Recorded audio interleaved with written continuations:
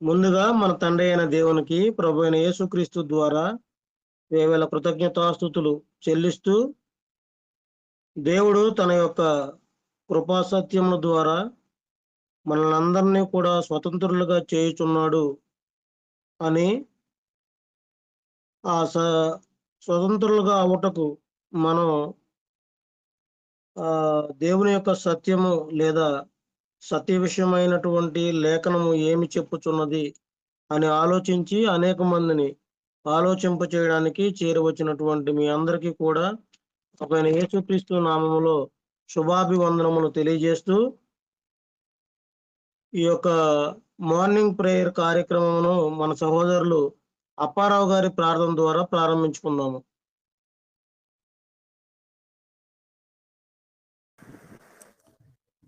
తండ్రి అయిన దేవుడికి కృతజ్ఞతలండి. చేరి వచ్చిన మీ అందరికీ కూడా ఈ ఉదయకాలం ముందు వందనములు శుభములు తెలియపరుచుకుంటున్నాం. లేఖనము ఏమి చెప్పుచున్నదనే కార్యక్రమం ప్రార్థన ద్వారా ప్రారంభించుకుందాం. అందరూ తలలో ఉంచుకుంటే ప్రార్థన. సర్వోన్నతుడవు, మహోన్నతుడవు, మహాగణుడవు, పరిశుద్ధుడు అయిన మా తండ్రి, మీ ఘనమైన నామమునకు స్తుతులు, స్తోత్రములు, కృతజ్ఞతాస్తుతులు చెల్లించుకుంటున్నాం దేవా.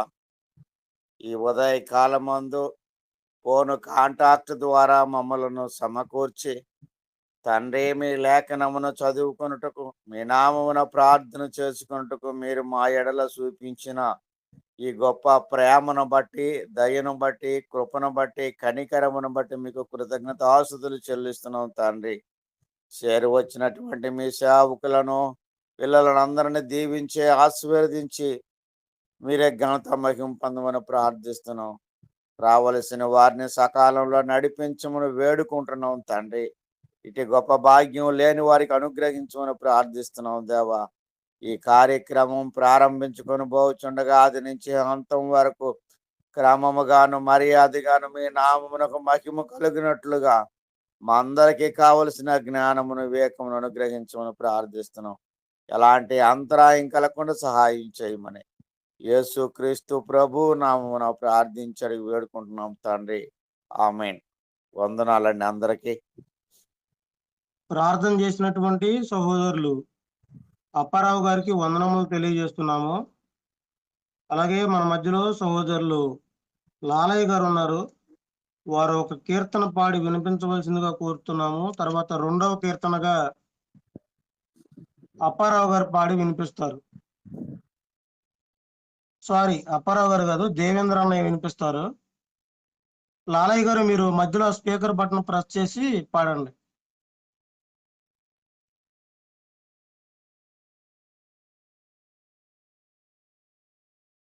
స్పీకర్ బటన్ ప్రెస్ చేయండి మధ్యలో కింద.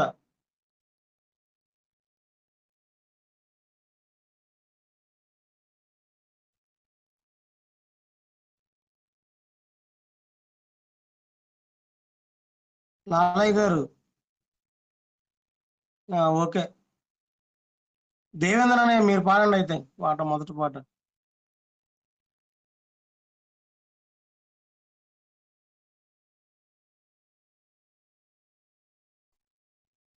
దేవేంద్ర అన్నయ్య. హలో, పాడండి పాడండి. వినపడుతుందండి? వినపడుతుంది, పాడండి అన్నయ్య. దేవునికి స్తోత్రం. హల్లెలూయా. కరుణించి కాపాడు తండ్రి, క్షమాపణ నిన్నే కోరుకుంటిని.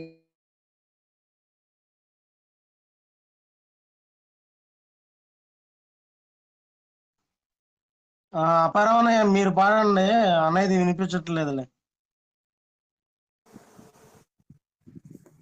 అందరికీ వందనాలండి. ధన్యము, ఎంతో ధన్యం అనే పాట పాడుకుందాం. ధన్యమో, ఎంతో ధన్యమో, ప్రభు యేసును కలిగే నా జీవితము. ధన్యమో, ఎంతో ధన్యమో, ప్రభు యేసును కలిగిన జీవితము.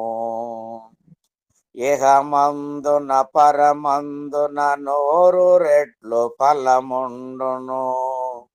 ఇహమందున పరమందున 100 రెట్లు ఫలముండును.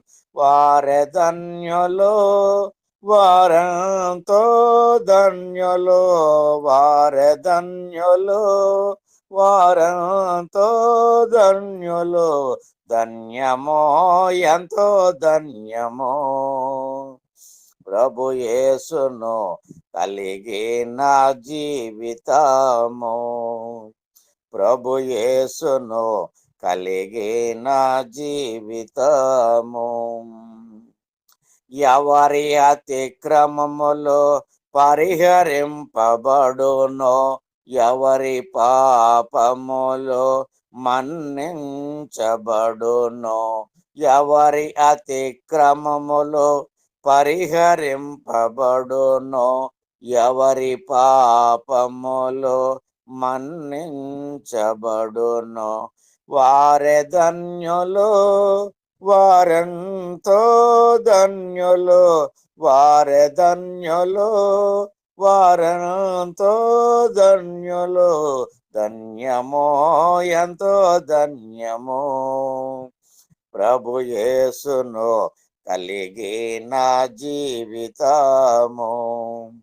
ప్రభు యేసును కలిగిన జీవితము.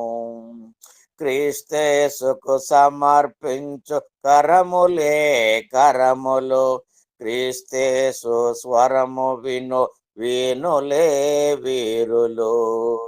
క్రీస్తేసుకు సమర్పించు కరములే కరములు, క్రీస్తేసు స్వరము విను వీనులే వీనులు.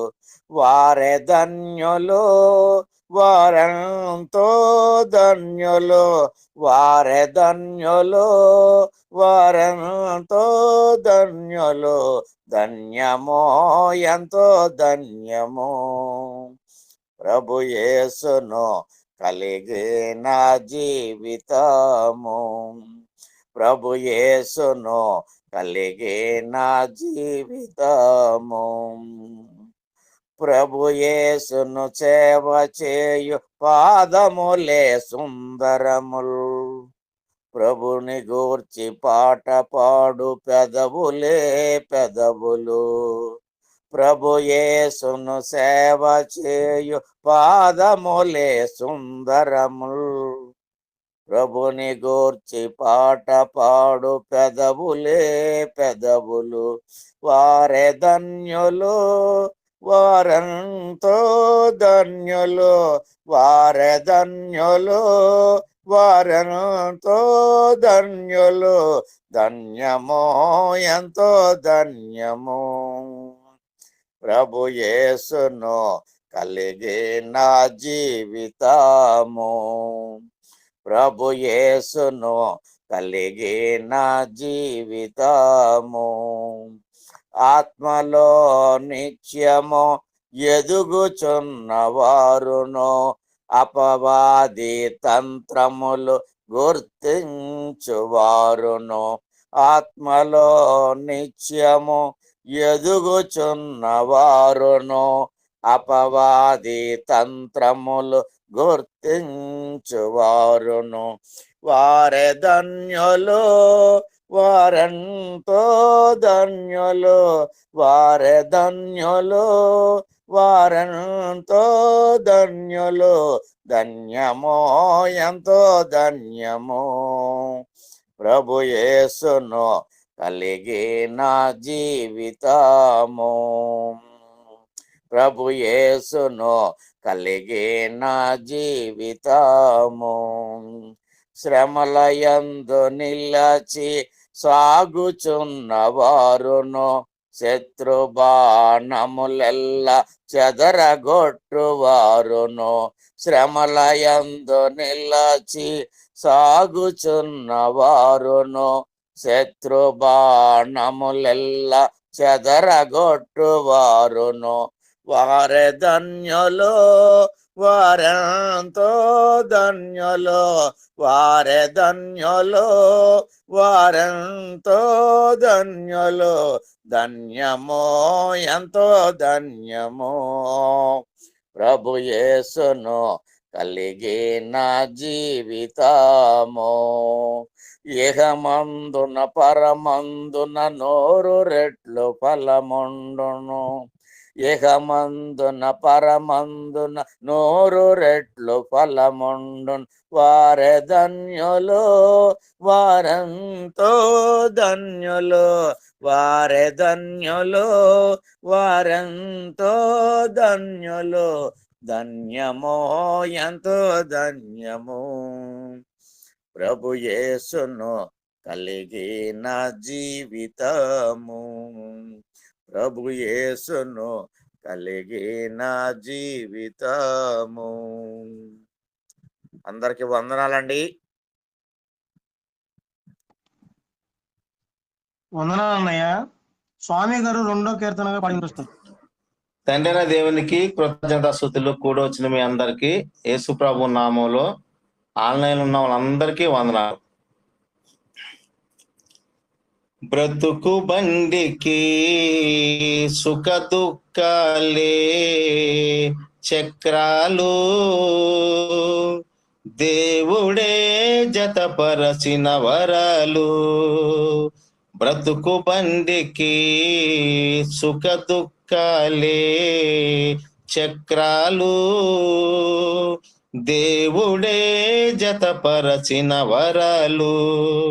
ఏ చక్రం లేకుండా బండి పోవునా, ఏ చక్రం లేకుండా బండి పోవునా, సుఖ దుఃఖాలు లేక బ్రతుకు సాగునా, నీ బ్రతుకు సాగునా. బ్రతుకు బండికి సుఖ దుఃఖాలే చక్రాలు, దేవుడే జతపరచిన వరాలు. సుఖ దుఃఖాలిచ్చుటే కలిసుండెను, సావుతో నిరుండును విడిపోవును. సుఖ దుఃఖాలిచ్చుటే కలిసుండెను, సావుతో నిరుండును విడిపోవును. ఓర్పు సహనముతో భక్తిని సాగిస్తే, ఓర్పు సహనముతో భక్తిని సాగిస్తే, ఆ దేవుని సేవలో తనువును చాలిస్తే, పరలోకంలో ఫలం ప్రభు చెంతనే మనం నిలిచియుందుము కలకాలము, నిలిచియుందుము కలకాలము. బ్రతుకు బండికి సుఖ దుఃఖాలే చక్రాలు, దేవుడే జతపరిచిన వరాలు. బ్రతుకు బండికి సుఖ దుఃఖాలే చక్రాలు, దేవుడే జతపరచిన వరాలు. క్రైస్తవ జీవితమే పోరాటము, బ్రతకటానికి ఎందుకింత ఆరాటము. క్రైస్తవ జీవితమే పోరాటము, బ్రతకటానికి ఎందుకింత ఆరాటము. శ్రమలే లేకుంటే క్రైస్తవుడే కాదు, హింసలు లేకుంటే పరలోకం రాదు. శ్రమలే లేకుంటే క్రైస్తవుడే కాదు, హింసలు లేకుంటే పరలోకము రాదు. కష్టాల కలిమిలో ఇబ్బందుల కొలిమిలో పరీక్షించును నిన్ను దేవుడు, పరీక్షించును నిన్ను దేవుడు. బ్రతుకు బండికి సుఖ దుఃఖాలే చక్రాలు, దేవుడే జతపరచిన వరాలు. బ్రతుకు బండికి సుఖ దుఃఖాలే చక్రాలు, దేవుడే జతపరచిన వరాలు ఏ చక్రం లేకుండా బండి పోవునా, ఏ చక్రం లేకుండా బండి పోవునా, సుఖ దుఃఖములే లేక బ్రతుకు సాగునా, నీ బ్రతుకు సాగునా, బ్రతుకు బండికి సుఖ దుఃఖాలే చక్రాలు, దేవుడే జతపరచిన వరాలు. అందరికి వందాలండి. ఇప్పటి వరకు చక్కగా కీర్తనలు పాడి వినిపించినటువంటి సహోదరులు ఇరువురికి కూడా వందనములు తెలియజేస్తూ ఆది కాండము 43వ అధ్యాయము వాక్యపట్న భాగంగా మనం చదువుకుందాము. హలో సహోదరా, చెప్పండి అన్నయ్య.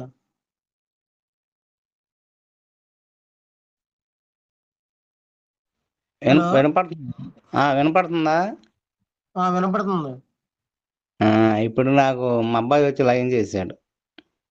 సరే సరే అన్నయ్య, పాడదురు కానీ అట్లా వాక్యం చదువుతురు కానీ ఆది కాండము. ఓకే, పిలుస్తున్నప్పుడు ఆన్ చేసుకుని మాట్లాడండి.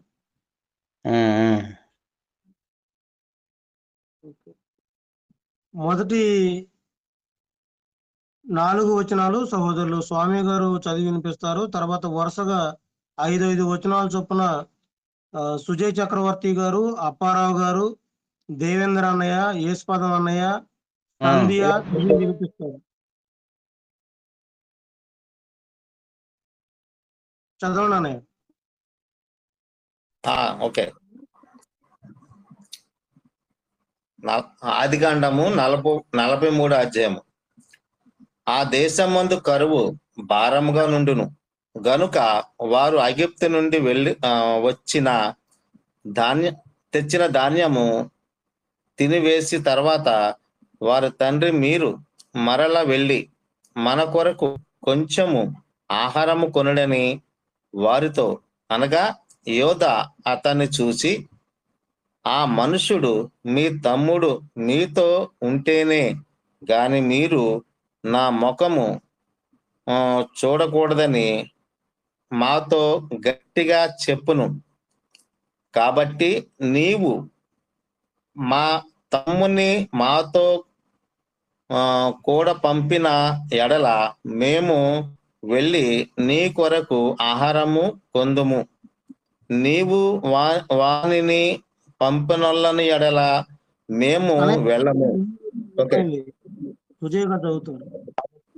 కాబట్టి నీవు మా తమ్ముని మాతో కూడా పంపన ఎడల వెళ్ళి నీ కొరకు ఆహారం కొందుము. నీవు వారిని పంపనొల్లని ఎడల మేము వెళ్ళము. ఆ మనుషుడు మీ తమ్ముడు మీతో లేని ఎడల మీరు నా ముఖం చూడకూడదని మాతో చెప్పాను నేను.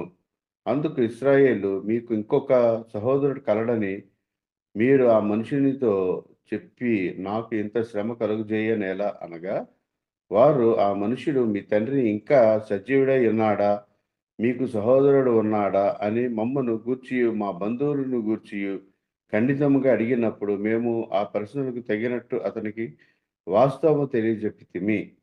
మీ సహోదరుని తీసుకొని రండని అతడు చెప్పనని మాకెట్లు తెలియనని యూదా తన తండ్రి అయిన ఇశ్రాయేలును చూచి, ఆ చిన్నవాణిని నాతో కూడా పంపుము, మేము లేచి వెళ్ళుదము. అప్పుడు మేము కాదు, నీవును మా పిల్లలను చావక బ్రతుకుదుము. నేను అతనిని గూర్చి పూట పడుదును, నీవు అతన్ని గూర్చి నన్ను అడుగవలెను. నేను అతన్ని తిరిగి నీ ఎద్దకు తీసుకొని వచ్చి నీ ఎదుట నిలబెట్టని ఎడల ఆ నింద నా మీద ఎల్లప్పుడూ ఉండును. మాకు తడువు కాకపోయిన ఎడల ఈ పాటికి 2వ మారు తిరిగి వచ్చి ఉందమని చెప్పగా,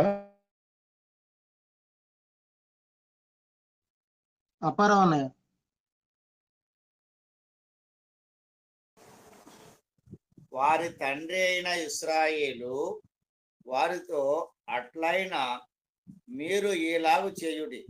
ఈ దేశమందు ప్రసిద్ధులైనవి అనగా కొంచెము మస్తకి, కొంచెము తేనె, సుగంధము, ద్రవ్యములు, బోళము, పిస్తాకాయలు, బాదము కాయలు మీ గోనెలలో వేసుకొని ఆ మనుషునికి కానుకగా తీసుకొని పోవుడి. రెట్టింపు రూకలు మీరు తీసుకుని మీ గోనెలు మూతిలలో ఉంచబడిన తిరిగి వచ్చిన ఆ రోకలు కూడా చేత పట్టుకొని పోయి మరలా ఇచ్చివేయుడి. ఒకవేళ అది పొరపాటై ఉండును, మీ తమ్ముని తీసుకొని లేచి ఆ మనుషుని యొద్దకు తిరిగి వెళ్ళుడి. ఆ మనుషుడు మీ ఇతర సహోదరుని బెన్యామీనును మీకు అప్పగించినట్లు సర్వశక్తివంతుడైన దేవుడు ఆ మనుషుని ఎదుట మిమ్మును కరుణించునుగాక. నేను పుత్రహీనుడనై ఉండవలసిన ఎడల పుత్రహీనుడు నగుదునని వారితో చెప్పెను.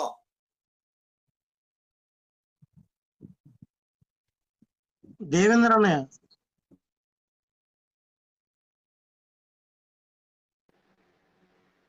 ఆ మనుషులు ఆ కానుకను తీసుకుని చేతులతో రెట్టింపు రూకలను తన వెంట బెన్యామీను తీసుకుని లేచి ఐగుప్తునకు వెళ్ళి యోసేపు ఎదుట నిలిచిరి. యోసేపు వారితో నున్న బెన్యామీను చూసి తన గృహ నిర్వాహకునితోనూ ఈ మనుషులను ఇంటికి తీసుకుని పోయి ఒక వేటను కోసి వంట సిద్ధం చేయమము. మధ్యాహ్నమందు ఈ మనుషులు నాతో భోజనం చేయుదురని చెప్పాను. యోసేపు చెప్పినట్లు అతడు చేసి ఆ మనుషులను యోసేపు ఇంటికి తీసుకుని పోయాడు. ఆ మనుషులు యోసేపు ఇంటికి రప్పింపబడినందున వారు భయపడి ఎదుటనున్న మన గోనెలోని తిరిగి పెట్టబడిన నూకరు నిమిత్తము అతడు మన మీదకి అకస్మాత్తుగా వచ్చి మీద పడి మనను దాసులుగా చెరపట్టి మన గాడిదలను తీసుకున్నటకు లోపలికి తెప్పించనుకొనిరి. యేసుపదం అనే చదవండి.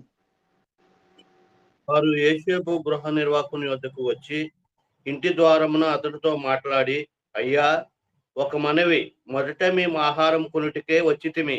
అయితే మేము దిగిన చోటికి వచ్చి మా గోనెలు విప్పినప్పుడు ఇదిగో మా మా రోకల తూనికకు సరిగా ఎవరి రోకల వారి గోనె మూతలో ఉండెను. అవి చేత పట్టుకొని వచ్చితిమి. ఆహారం కొనుటకు మరి రోకలను తీసుకొని వచ్చితిమి. మా రోకలను మా గోనెలోనే నెవరును వేసిరో మాకు తెలియదని చెప్పిరి. అందుకతడు, మీకు క్షేమము కలుగును గాక, భయపడకుడి. మీ పితరుల దేవుడైన మీ దేవుడు మీకు ఈ గోనెలోనే ధనమిచ్చాను. మీ రోకలు నాకు ముట్టినవి అని చెప్పి షిమ్యోనును వారి యొద్దకు తీసుకొని వచ్చాను. ఆ మనుషుడు వారిని యోసేపు ఇంటికి తీసుకొని వచ్చి వారికి నీళ్ళియగా వారు కాళ్ళు కడుక్కుకొనిరి. మరియు అతడు వారి గాడిదలకు మేత వేయించాను. అక్కడ తాము భోజనము చేయవలెనని వినిరి గనుక మధ్యాహ్నమందు యోసేపు వచ్చి వేళకు తమ కానుకలు సిద్ధము చేసిరి. లాలయ్య గారు చదవండి 26వ వచనం నుండి. స్పీకర్ ఆన్ చేయండి.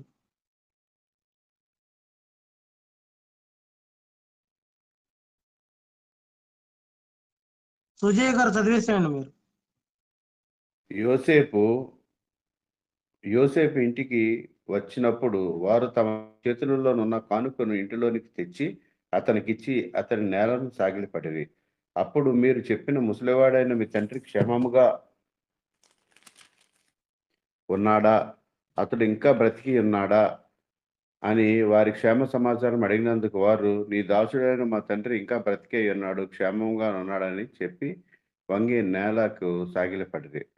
అప్పుడు అతడు కనులెత్తి తన తల్లి కుమారుడునైన తమ్ముడును అయిన బెన్యామీనును చూచి, మీరు నాతో చెప్పిన మీ తమ్ముడు ఇతడేనా అని అడిగి, నా కుమారుడా, దేవుడు నిన్ను కరుణించునుగాక అనెను. సంధ్య. అప్పుడు తన తమ్ముని మీద యోసేపునకు ప్రేమ పొర్లుకొని వచ్చెను గనుక అతడు త్వరపడి ఏడ్చుటకు చోటు వెదకి లోపలి గదిలోనికి వెళ్ళి అక్కడ ఏడ్చెను. అప్పుడు అతడు ముఖము కడుక్కొని వెలుపలకు వచ్చి తన్ను తాను అణుచుకొని భోజనము వడ్డించుడని చెప్పెను. అతనికి వారికిని అతనితో భోజనం చేయుచున్న ఐగుప్తీయులకును వేరువేరుగా వడ్డించిరి. ఐగుప్తీయులు హెబ్రీయులతో కలిసి భోజనము చేయరు. అది ఐగుప్తీయులకు హేయము. జ్యేష్ఠుడు మొదలుకొని కనిష్ఠుని వరకు వారు అతని ఎదుట తమ తమ ఈడు చెప్పున కూర్చుండేది గనుక ఆ మనుష్యులు ఒకరి వైపు ఒకడు చూచి ఆశ్చర్యపడిరి. మరియు అతడు తన ఎదుట నుండి వారికి వంతులెత్తి పంపెను. బెన్యామీను వంతు వారందరి వంతుల కంటే 5 గొప్పది. వారు విందు ఆరగించి అతనితో కలిసి సంతుష్టిగా త్రాగిరి. ఇప్పటి వరకు చక్కగా ఈ యొక్క 43వ అధ్యాయం అంతటిని కూడా చదివి వినిపించినటువంటి సహోదరులందరికీ కూడా వందనములు తెలియజేస్తూ ఈ యొక్క అధ్యాయమును సంక్షిప్తముగా వివరించవలసిందిగా సహోదరులు అనిల్ గారిని ప్రేమతో ఆహ్వానిస్తున్నాము. తండ్రి అయిన దేవునికి కృతజ్ఞతాస్తుతులు. అదే విధముగా కూడి వచ్చిన సహోదరులందరికీ కూడా మన ప్రభువును రక్షకుడునైన యేసుక్రీస్తు నామమున మరొకసారి వందనాలు తెలియజేస్తూ ఉన్నాను. చాలా సంతోషము మీ అందరితో కలిసి దేవుని వాక్యమును ధ్యానించే అవకాశము దేవుడు నాకు అనుగ్రహించాడు. అయితే ప్రియులారా, ఈ యొక్క 43వ అధ్యాయాన్ని మనము 10 నిమిషాలు పరిశీలన చేద్దాం. సమయము 5:27 అవుతుంది. అయితే ఈ అధ్యాయాన్ని మనం పరిశీలన చేస్తూ ఉన్నప్పుడు వాళ్ళ పరిస్థితి ఎలా ఉన్నది అనేది ఒకసారి చూద్దాం. ఒక్కోసారి కూడా మనం మనుషులను పరిశీలన చేస్తూ ఉన్నప్పుడు ప్రతి మనిషి మాట్లాడుతున్న దానిని బట్టి తన వెనక బ్యాక్గ్రౌండ్ ఉంటుంది. అంటే ఏముందని ఇలా ఎగిసేసి పడుతున్నావు అని అంటూ కూడా ఉంటాం కదా. అంటే మన వెనక ఉన్నదానిని బట్టే మన ప్రవర్తన ఉంటుంది. అయితే ఇప్పుడు ఈ 43వ అధ్యాయంలో వ్యక్తుల స్వభావాలు అర్థం కావాలంటే వాళ్ళున్న పరిస్థితిని ఒక్కసారి మనం చూసుకోవాలి. వాళ్ళున్న పరిస్థితిని ఒకసారి చూద్దాం. చూడండి, 43వ అధ్యాయము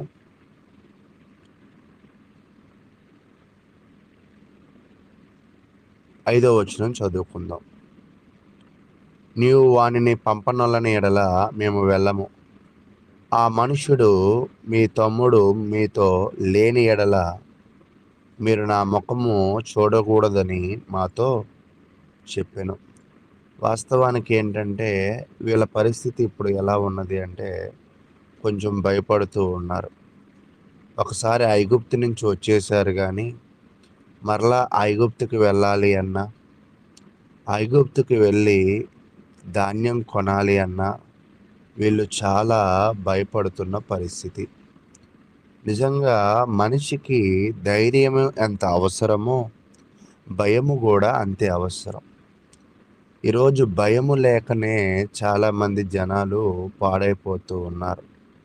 అసలు వీళ్ళు ఎందుకు భయపడుతున్నారంటే, ఈరోజు మన మధ్యలో ఉన్న సహోదరులతో కానీ మన మధ్యలో ఉన్న సేవకులతో కానీ మనం ఎలాగైనా మాట్లాడుతూ ఉన్నాము. కానీ పూర్వకాలంలో రాజు ముందు ఏది పడితే అది మాట్లాడడానికి, ఎలాగ పడితే అలా నడుచుకోవడానికి అవకాశము లేదు.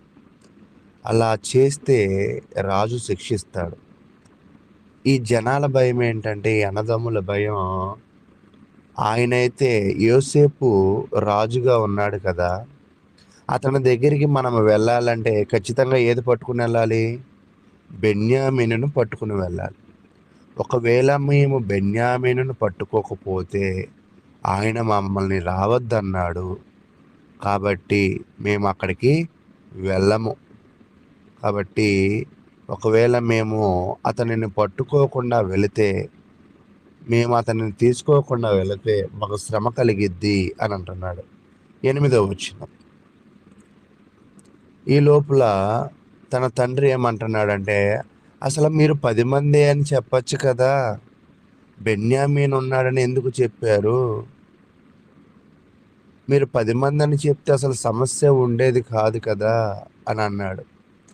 అప్పుడు అక్కడ వాళ్ళు చెప్తున్నారు, 7వ వచనం, వారు, ఆ మనుషుడు మీ తండ్రి ఒక సజీవుడై ఉన్నాడా, ఇంకా సజీవుడై ఉన్నాడా, మీకు సహోదరుడు ఉన్నాడా అని మమ్మను గూర్చి మా బంధువులను గూర్చి ఖండితముగా అడిగినప్పుడు మేము ఆ ప్రశ్నలకు తగినట్టుగా అతనికి వాస్తవం తెలియజెప్పితిమి. మీ సహోదరుణ్ణి తీసుకుని రండని అతడు చెప్పునని మాకెట్లు తెలియననిది. అంటే సహజంగా రాజు అడిగారు, మీ నాన్నగారు ఉన్నారా, అతని బంధువులు ఎలా ఉన్నారు, మీరు ఎంతమంది పిల్లలు అని అడిగారు. ఇది సహజమైన ప్రశ్న కాబట్టి మేము కూడా సహజంగా ఆన్సర్లు తెలియజేశాం, కానీ బెన్యామీను తీసుకురమ్మంటాడని మాకెలా తెలుసు? అతనేమో నీ గురించి బాగా అడుగుతున్నాడు, బంధువుల గురించి బాగా అడుగుతున్నాడు, మరి చివర పుట్టిన బెన్యామీను గురించి బాగా అడుగుతున్నారు. కాబట్టి బెన్యామీను తీసుకుని వెళ్తేనే ఐగుప్తు వెళ్తాం, లేకపోతే మేము ఐగుప్తు వెళ్ళలేం. ఎందుకంటే ఆయన మా ముఖం కూడా చూడొద్దని గట్టిగా చెప్పేశాడు. నిజంగా రాజు చెప్పిన ఆ మాటని వీళ్ళు కూడా గట్టిగా తీసుకున్నారు. ఇక్కడ నేను ఒక చిన్న మాటను తెలియజేస్తాను. మనుషులు చెప్పే మాటలే మనం ఇంత గట్టిగా తీసుకుంటున్నాం కదా, ఇంత సీరియస్గా తీసుకుంటున్నాం కదా, మరి దేవుని మాటలు సేవకుని నోట వస్తూ ఉన్నప్పుడు వాటిని మనం ఎంత గట్టిగా తీసుకోవాలి, లేదా వాటికి మనం ఎంత భయపడాలి అనే ఒక ఆలోచన మనం చేయవలసిన వారమై ఉన్నాం. కాబట్టి ప్రియులారా, ఈ భూమి మీద మనుషులకు మనం భయపడుతున్నాం, కానీ రోమియోలు రాసిన పత్రికలో మీరు తీయక్కర్లేదు, కానీ ఒక మాట చెప్తుంటాడు, శరీరమును నాశనం చేసేవాడికి కాకుండా శరీరమును ఆత్మను చంపే దేవునికి మనము భయపడాలి అని.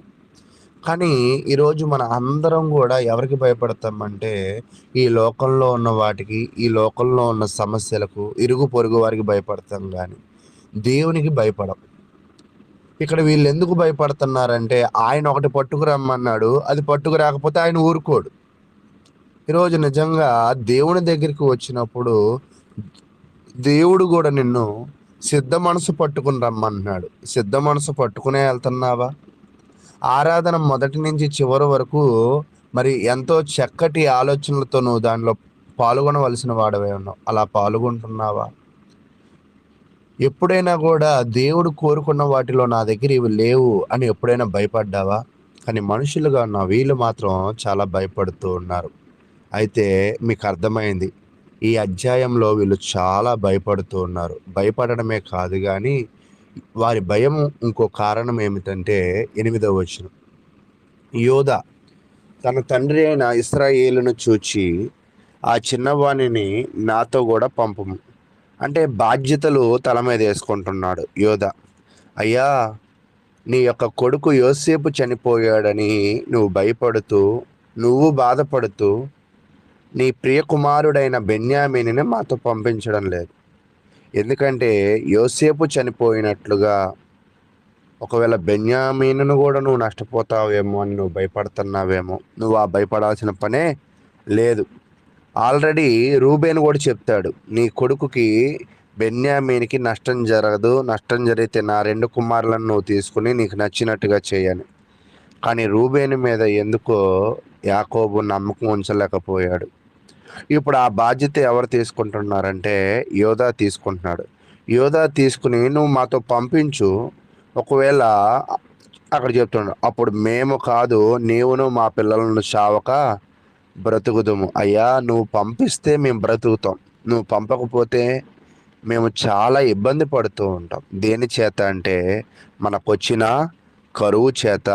ఇది 1వ వచనంలో చెప్తున్నాడు, ఆ దేశమందు కరువు భారముగా ఉండెను గనుక. అంటే ఇప్పుడు వీళ్ళ భయం ఏంటంటే, వాస్తవానికి కరువు బాగా భారంగా ఉంది, తెచ్చుకున్న ధాన్యం తినేశారు. మరలా ఐగుప్తు వెళ్ళాలి అంటే, ఐగుప్తుకి వెళ్ళాలంటే ధాన్యం డబ్బులతో కొంటే సరిపోదు, అక్కడ ఏం ఉండాలంట? ఖచ్చితంగా బెన్యామీను కూడా ఉండాలి. కాబట్టి ప్రియులారా, ఇక్కడ మీరు కొంచెం లోతుగా ఆలోచించాల్సిన విషయం ఏంటంటే, యోసేపుని పడేసి కొట్టి 37వ అధ్యాయంలో అమ్మేసినప్పుడు కూడా ఇద్దరు వ్యక్తులు మాట్లాడతారు. ఆ ఇద్దరు వ్యక్తులే ఎవరంటే రూబేను, యోధా. ఇప్పుడు కూడా బెన్యామీను విషయంలో మాట్లాడేది ఎవరంటే ఈ రూబేను, యోధానే. కాబట్టి ప్రియులారా, నేనేం చెప్పాలనుకుంటున్నానంటే, దేవుడు చూడండి ఎంత చక్కగా ఆ పనిని జరిగిస్తూ ఉన్నాడో మనం చూద్దాం.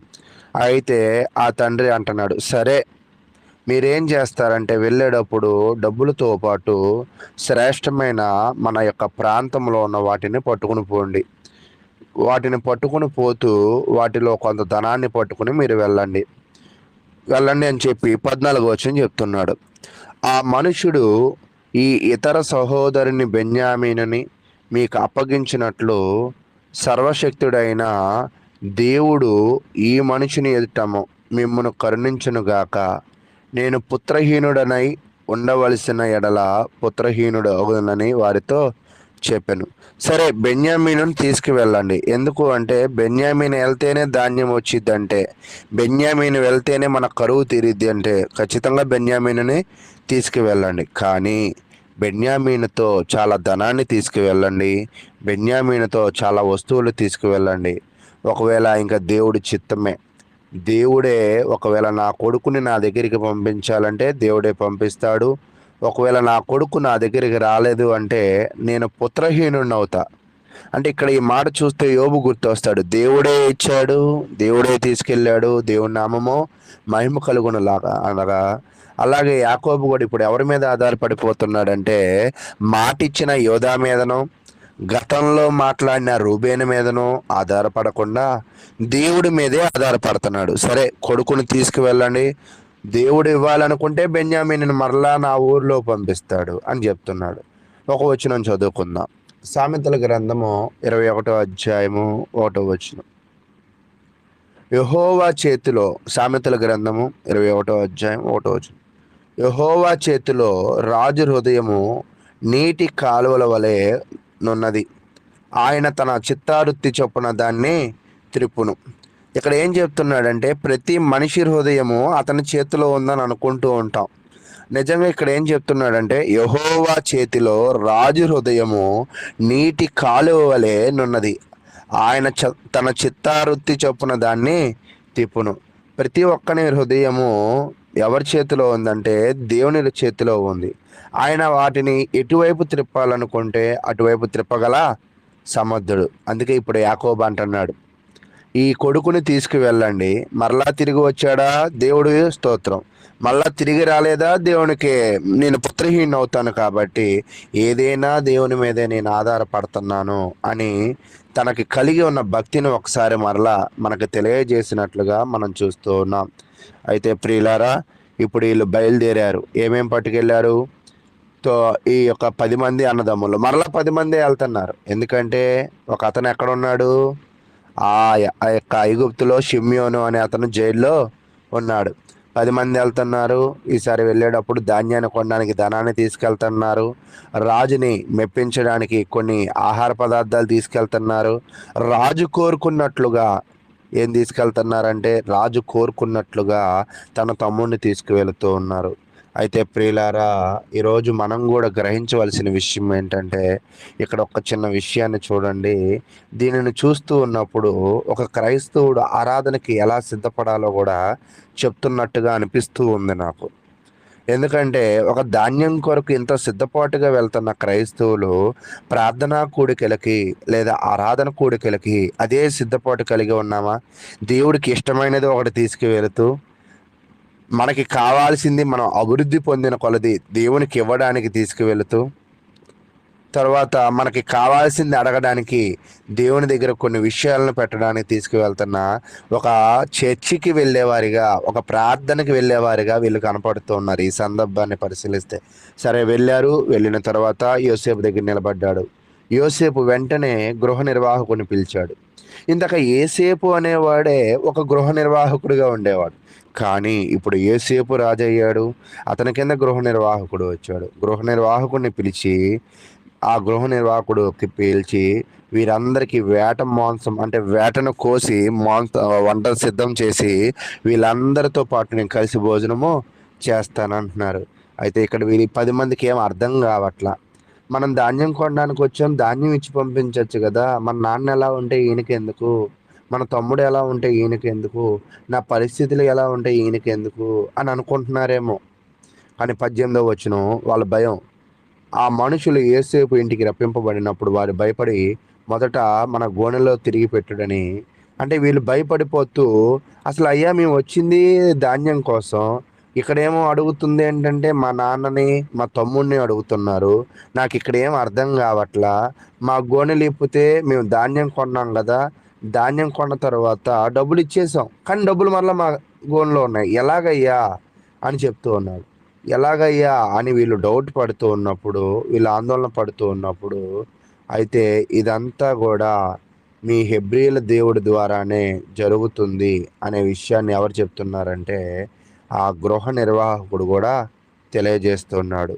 ఈ లోపల షిమ్యోన్ని కూడా జైల్లోంచి విడుదల చేశారు. ఇప్పుడు 10 మంది కాస్త ఎంతమంది అయ్యారంటే మరి 11 మంది అయ్యారు. ఈ 11 మందితో కూడా యోసేపు వచ్చాడు. యోసేపు వచ్చి బెన్యామీనుని తనివి తీరా చూసుకున్నాడు. తనివి తీరా చూసుకున్న తర్వాత అతను చాలా దుఃఖపడ్డాడు. అంటే వాళ్ళందరి ముందు దుఃఖపడకుండా పక్కకు వెళ్ళి దుఃఖపడి మరలా తను తాను సరి చేసుకుని మరలా వచ్చి వాళ్ళతో చక్కగా విందు చేసి ఉన్నాడు. అయితే విందు చేసిన తర్వాత వాళ్ళందరికీ కూడా కలిగి ఉన్న దానిని కంటే బెన్యామీనికి చాలా ఎక్కువ వేయడం జరిగింది. అయితే ఇక్కడ ఒక గమ్మత్తు జరుగుతుంది. 33వ వచనం. జ్యేష్ఠుడు మొదలుకొని కనిష్ఠుడు వరకు వారు అతన్ని ఎదుట తమ తమ ఈడు చొప్పున కూర్చుండిరి గనుక ఆ మనుషులు ఒకని వైపు ఒకడు చూచి ఆశ్చర్యపడిరి. అంటే ఒక్కొక్కరికి ఒక్కొక్క స్థానం అక్కడ యోసేపు ఇచ్చాడు. అంటే మొదట రూబేను, షిమ్యోను, లేవి అంటే ఎవరు ఎలా పుట్టారో అలాగా ఎవరికి తెలుస్తుంది? వాళ్ళతో ఉన్న వాళ్ళకి. కానీ ఈ రాజుకి ఎలా తెలిసింది? వరుసగా కూర్చోబెట్టారేంటి మా వయసులో తగ్గట్టు అని వాళ్ళు ఆశ్చర్యపడ్డారు.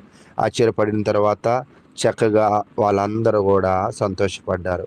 ఇక్కడ మీరు గమనించవలసిన ఇంకొక విషయం ఏంటంటే ఇదే ఐగుప్తుకి గతంలో యోసేపును అమ్మేశారు. ఇదే ఐగుప్తుకి ఇప్పుడు ధనాన్ని పట్టుకుని వెళ్ళారు. ఇదే ఐగుప్తులో గతంలో కోపంతో యోసేపును అమ్మేశారు. ఇదే ఐగుప్తులోకి ఇప్పుడు భయంతో వాళ్ళ జీవితాన్ని ముందుకు తీసుకువెళ్తున్నారు. పరిస్థితులు ఇందాకే మీకు చెప్పాను కదా, దేవుడే వారి మనసులను పరిస్థితులను మారుస్తాడు.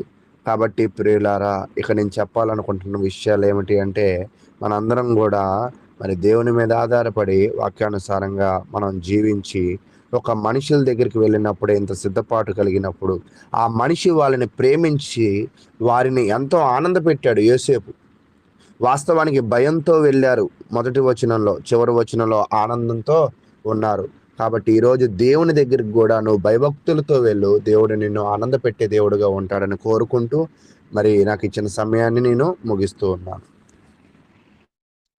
ఇప్పటి వరకు చక్కగా ఈ యొక్క 43వ అధ్యాయమును వివరించినటువంటి సహోదరులు అనిల్ గారికి వందనములు తెలియజేస్తూ ఇప్పటి వరకు వివరించిన దాని విషయమై అలాగే సహోదరులు దేవకరణ్ గారి మెసేజ్ విషయమై కూడా క్లుప్తంగా ప్రార్థన చేయవలసిందిగా సహోదరులు యేసుపాదం గారిని ప్రేమతో ఆహ్వానిస్తున్నాం.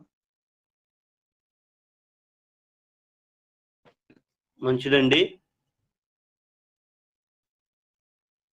ప్రార్థన చేసుకుందాము. వినపడుతుందండి? వినపడుతుందన్నయ్య. ప్రార్థన. పరలోకమందున్న మా ప్రియ తండ్రి, ప్రేమ కనికరము జాలి కలిగిన మహోన్నతుడ, మీ ఘనమైన ఉన్నతమైన నామాన్ని స్తుతులు తండ్రి. ఉదయకాలం సమయంలో మేము లేచి మీ యొక్క ఉన్నతమైన నామాన్ని మరి స్తుతించడానికి మహిమపరచడానికి మాకు గొప్ప అవకాశం ఇచ్చారు. అలాగే మరి గ్రంథాన్ని చదివేటువంటి అవకాశాన్ని మాకు ఇచ్చారు. అలాగే మీ యొక్క సేవకుల ద్వారా క్రీస్తునందు మా సహోదరులు మీ సేవకులైనటువంటి వారి ద్వారా ఆదికాండంలో ఉన్నటువంటి అధ్యాయాన్ని మాకు మంచిగా వివరించారు. మరి తల్లిదండ్రులు పిల్లలు మధ్య జరిగినటువంటి సంభాషణ మరి మీరు నాయన లేఖనాల్లో పొందుపరిచారు. ఆ పొందుపరిచినటువంటి విషయాలు మరి మీ యొక్క దాసుల ద్వారా మాకు నేర్పించారు. అందును బట్టి మీ కృతజ్ఞతలు తండ్రి. అలాగే మరొక మీ సేవకులైనటువంటి క్రీస్తునందు మా సహోదరులు మరో విషయాన్ని బోధిస్తానికి సిద్ధపడుతుండగా, మరి ఉన్నది ఉన్నట్టుగా బోధించే మంచి సామర్థ్యాన్ని మా సహోదరులు దయచేయమని కోరుకుంటున్నాం తండ్రి.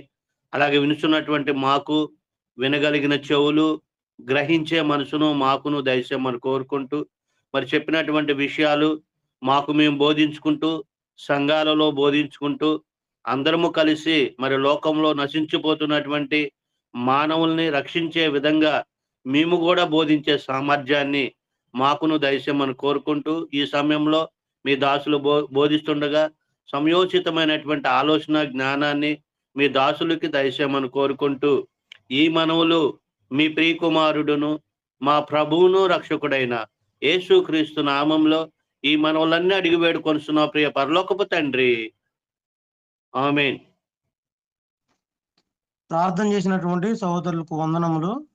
మన మధ్యలో సహోదరులు దేవకరణ్ గారు ఉన్నారు. వారు వచ్చి వారి యొక్క సమయం అంతటిని కూడా పూర్తిగా వినియోగించుకోవాల్సిందిగా ప్రేమతో ఆహ్వానిస్తున్నాం.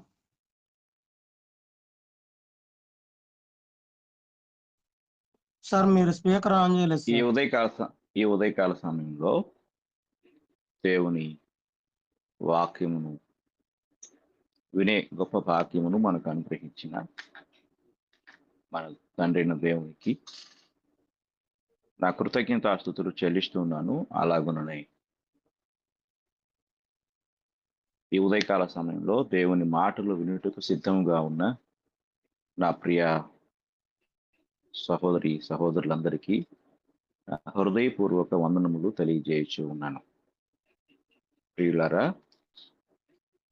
గడిచిన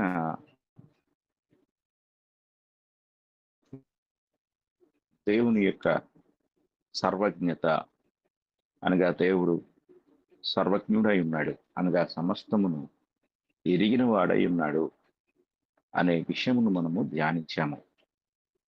ఈరోజు దైవత్వంలో దేవునికి ఉన్న ఆ యొక్క గొప్ప లక్షణములను మనము ధ్యానిస్తూ ఉండగా, దేవుడు సర్వజ్ఞాని అయి ఉన్నాడు అనే విషయమును మనము ధ్యానిద్దాం.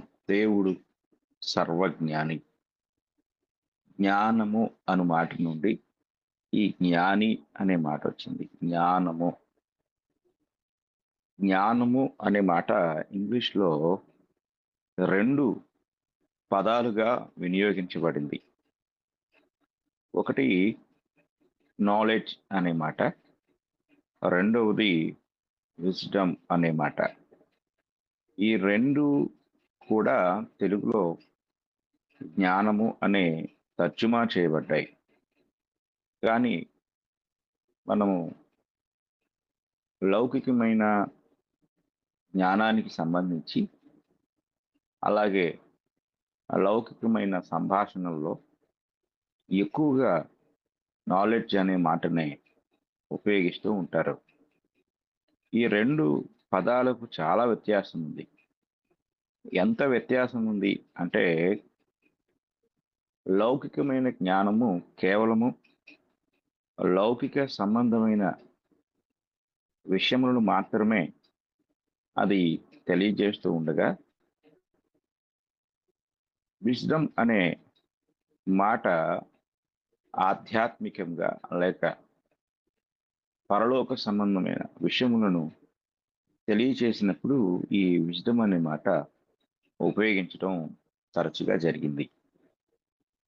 అయితే దేవుడు ఎంత జ్ఞాని అయి ఉన్నాడు, ఆయన యొక్క జ్ఞానము ఎటువంటిది అనే సంగతులను మనము దేవుని యొక్క వాక్యము నుండి పరిశీలన చేద్దాం.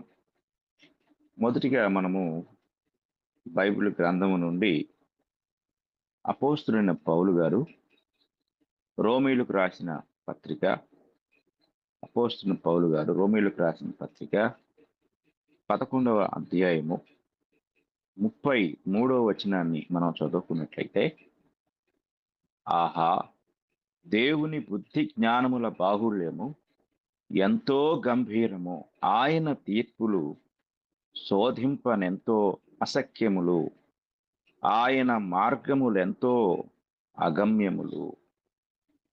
ఇక్కడ మనం జాగ్రత్తగా గమనించినట్లయితే దేవుని వాక్యము ఎంతో స్పష్టంగా మనకు తెలియజేస్తూ ఉంది. బుద్ధి జ్ఞానముల బాహుళ్యము అంటే ఈ యొక్క బాహుళ్యము అనే దాన్ని మనం ఆలోచించినట్లయితే ఎంతో విశాలమైనది.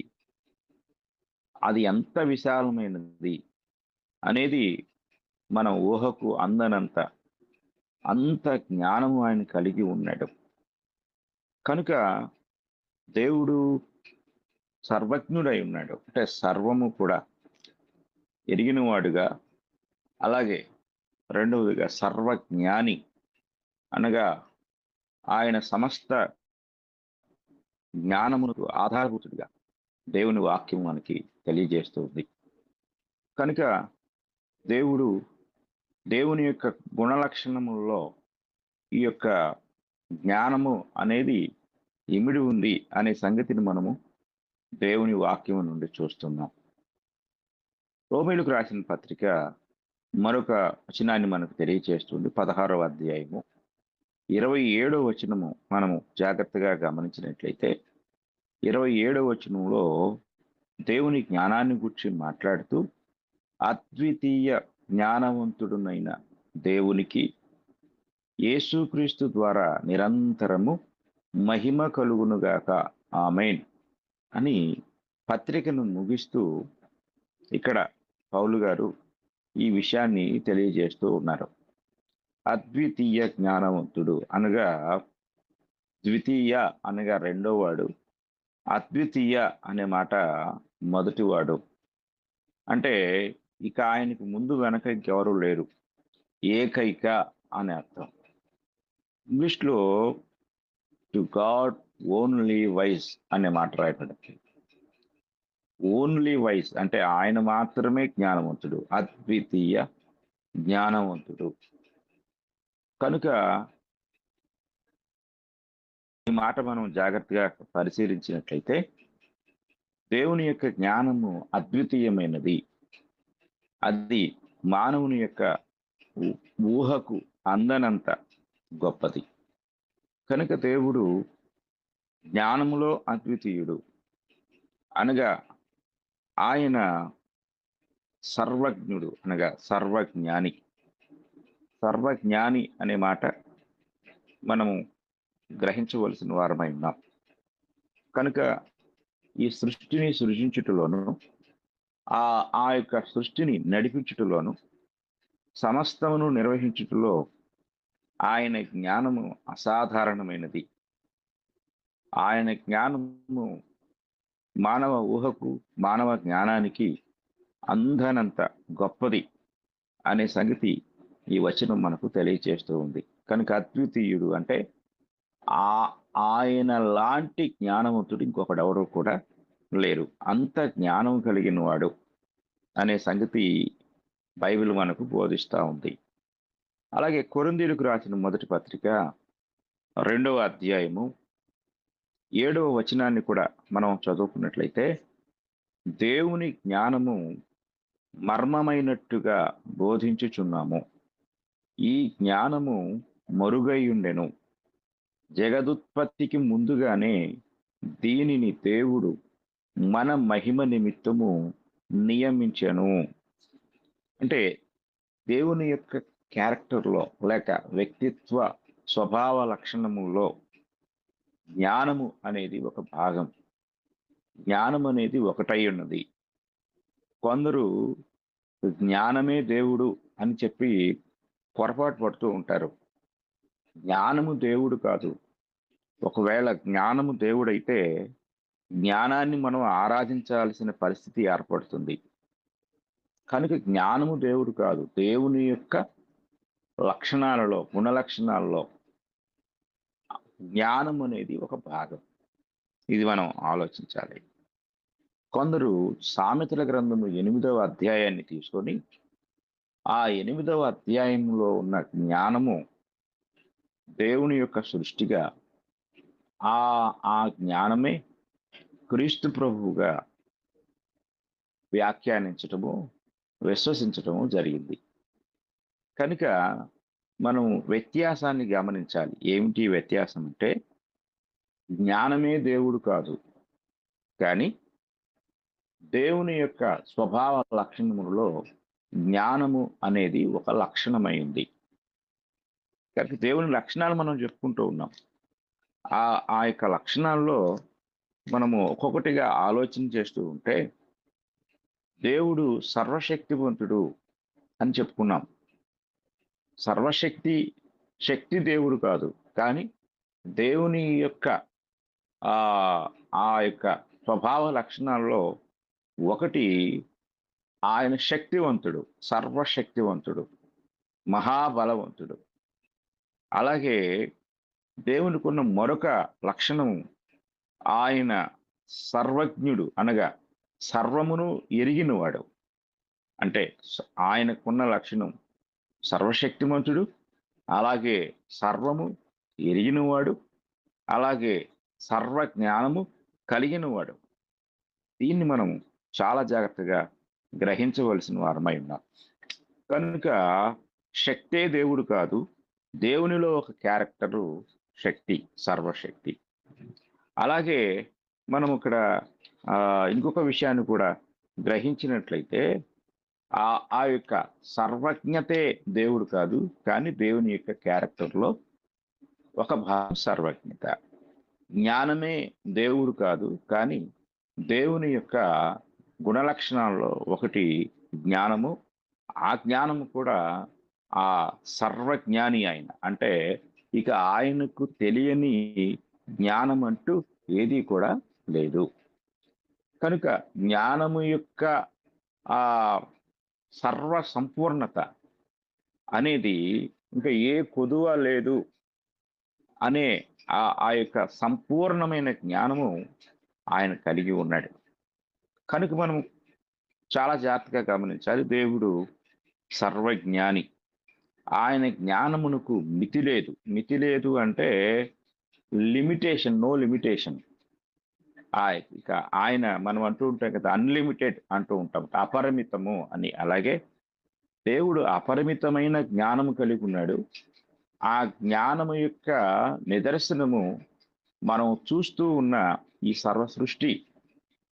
సర్వసృష్టిలో ఉన్న వస్తువులు, ప్రాణులు, సృష్టి యొక్క విధానము. అలాగే ఇదంతా ఒక ఎత్తు అయితే, మరొకటి ఆయన అనాది సంకల్పము నుండి మానవాళి పట్ల కలిగి ఉన్న ఆలోచన, రక్షణ సంకల్పము, ఆ ప్రణాళిక, ఇదంతా దేవుని యొక్క జ్ఞానము చొప్పున జరిగించబడుతూ ఉంది, నిర్వహించబడుతూ ఉంది. అందుకే పౌలు గారు ఈ రోమీలకు రాసిన పత్రికలో దేవుని జ్ఞానాన్ని గూర్చి ఆయన వివరిస్తూ తన్మయత్వంతో, అంటే ఆయన ఆ జ్ఞానాన్ని గురించి ఆలోచించినప్పుడు తన్మయుడైపోయి ఆయన అంటున్నాడు, ఆహా అన్నాడు. ఆహా, దేవుని బుద్ధి జ్ఞానముల బాహుళ్యము ఎంతో గంభీరములు అన్నాడు. అది అర్థమైనప్పుడు ఆయన జ్ఞానం ఎంత గంభీరమైనది అని పరవశించిపోయాడు, ఆయన ఆశ్చర్యపోయాడు. కనుక మనము జాగ్రత్తగా పరిశీలించినట్లయితే ఈ 11వ అధ్యాయంలో అన్యుల యొక్క రక్షణార్థమై ఆయన సంకల్పములు యూదుల పట్ల కనపరిచిన విధానం అంతా 11వ అధ్యాయం అంతా వివరించబడుతూ ఉంటుంది.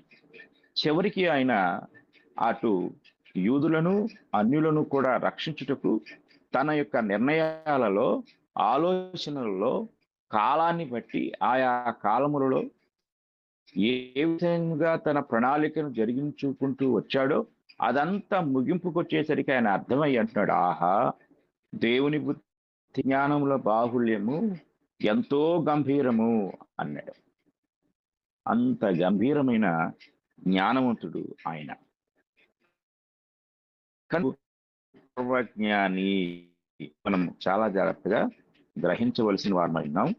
కనుక దేవుని యొక్క సర్వ జ్ఞానాన్ని గూర్చి మనం తెలుసుకున్నటకు ఈ లోకంలో ఏ ఎడ్యుకేషనో లేకపోతే ఇంకేదో కాదు, కానీ దేవుని ఎదుట్లయితే, దేవుని యొక్క గ్రంథం దగ్గరకు వచ్చినట్లయితే ఆయన ఎంత జ్ఞానవంతుడో ఆ గ్రంథం ద్వారా మనం తెలుసుకొనగలిగిన వారం అవుతున్నాం. ఎఫెసీయులకు రాసిన పత్రిక 3వ అధ్యాయము 9వ వచనాన్ని మనం చదువుకున్నట్లయితే 9వ వచనంలో ఇలాగ వ్రాయబడుతుంది. మనము చదువుకుందాం. పరలోకములో ప్రధానులకును అధికారులకును సంఘము ద్వారా తన యొక్క నానా విధమైన జ్ఞానము ఇప్పుడు తెలియబడవలని ఉద్దేశించి, చూడండి ఇక్కడ దేవుని యొక్క జ్ఞానము ఇప్పుడు తెలియబడాలంట. ఈ జ్ఞానాన్ని దేవుడు మర్మముగా దాచాడు. ఇది ఎవరికి తెలియలేదు. అంటే పరలోకముల ప్రధానులకు అధికారులకు కూడా ఆయన తెలియచేయలేదు. కానీ ఇప్పుడు ఆయన సంఘము ద్వారా తన నానా విధమైన జ్ఞానమును దేవుడు తెలియచేయాలని ఉద్దేశించి తన ప్రణాళికను ఆయన అపోస్తలులకు బయలుపరిచినట్లుగా 8, 9, 10 వచనాల్లో పౌలు గారు వివరిస్తూ ఉంటాడు. కనుక ఈ జ్ఞానాన్ని ఆయన బిడ్డలమైన మనకు, ఆయన సంఘంలో ఉన్న ఆయన కుమారుడైన క్రీస్తు రక్తము చేత విమోచించబడిన ప్రజలైన వారికి మాత్రమే ఆ జ్ఞానాన్ని ఆయన బయలుపరుస్తూ ఉన్నాడు. కనుక దేవుడు సర్వజ్ఞాని అయినప్పటికీ ఆయన తన జ్ఞానమును మర్మముగా లేక సీక్రెట్గా ఉంచలేదు. కానీ ఆ కాలము పరిపూర్ణమైనప్పుడు ఆయా కాలములలో తన జ్ఞానయుక్తమైన సంగతులను ఆయన తన ప్రజలకు బయలుపరుస్తూ వచ్చాడు. కనుక దేవుడు సర్వజ్ఞాని, సర్వము కూడా ఆయన జ్ఞానముతో మరి నిర్వహించబడుతూ ఉన్నట్లుగా మనం చూడగలం. యాకోబు రాసిన పత్రిక 3వ అధ్యాయము 17వ వచనమును కూడా మనం చదువుకున్నట్లయితే 3వ అధ్యాయం 17వ వచనంలో ఈ మాట మనకు కనపడుతుంది. అయితే పైనుండి వచ్చు జ్ఞానము మొట్టమొదట పవిత్రమైనది, తరువాత సమాధానకరమైనది, మృదువైనది, సులభముగా లోబడినది, కనికరముతోనూ మంచి ఫలములతోనూ నిండుకొనినది, పక్షపాతమైనను వేషధారణ అయినను లేనిదియునై ఉన్నది అంటాడు.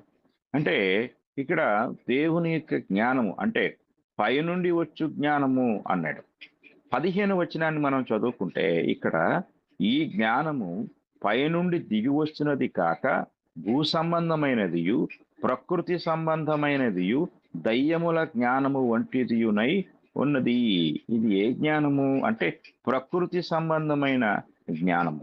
ప్రకృతి సంబంధమైన జ్ఞానమునకు అలాగే పైనుండి వచ్చు జ్ఞానమునకు ఉన్న భేదాన్ని అనగా వ్యత్యాసాన్ని ఇక్కడ యాకోబు గారు తెలియజేస్తూ ఉన్నాడు.